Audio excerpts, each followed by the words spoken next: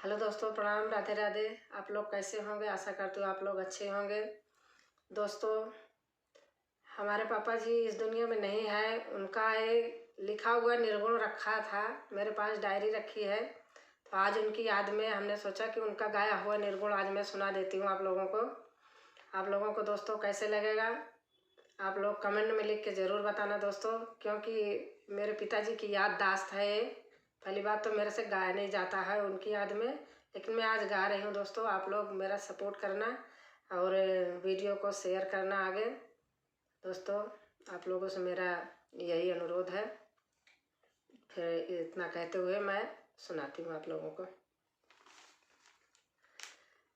आइली ससुर से खबरिया दिला होई गईली फिकिरिया। आइली ससुर से खबरिया दिला होई गईले फिकिरिया। मुँह से निकल ना बोलिया ए गहनवा में। मुँह से निकल ना बोलिया ए गहनवा में। आइली ससुर से खबरिया दिला हो गईली फिकिरिया।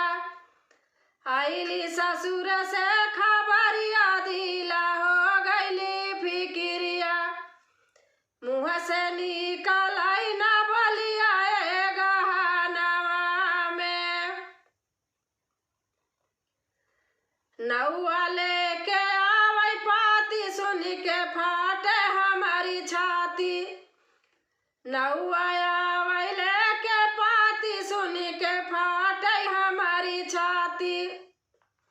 बभन पोथिया बिचार ये गहनवा में। बभन पोथिया बिचार ये गहनवा में। आई है ससुर जी हमार लेके डोलिया कहार। ससुरु का मतलब पिता परमेश्वर। आई है ससुर जी हमार लेके डोलिया कहार। ओह पे ललका ओहार ए गहनवा में। ओह पे ललका ओहार ए गहनवा में। आई ससुर से बरतिया देखै चालीसा बसखिया। आई ससुर से बरतिया देखै चालीसा बसखिया। गाँव गीतिया से लाचरिया ए गहनवा में।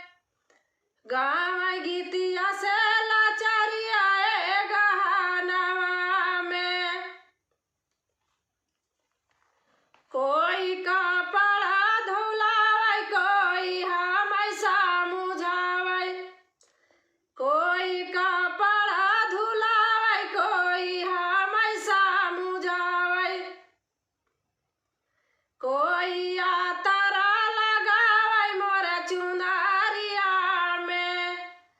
कोई आतरा लगावै मोर चुनरिया में। भैया भौजी का बोलावै भौजी आंसुआ बहावै। भैया भौजी का बोलावै भौजी आंसुआ बहावै। मैया कहाँ बेटी बिछुड़ल मोर नगरिया से। मैया कहाँ बेटी बिछुड़ल मोर नगरिया से। आई है ससुरु हमार लेके डोलिया कहार। आई है ससुरु हमार लेके डोलिया कहार। सब पहुँचाई दी है ससुर के भवनवा में। सब पहुँचाई दिहल ससुर के भवनवा में।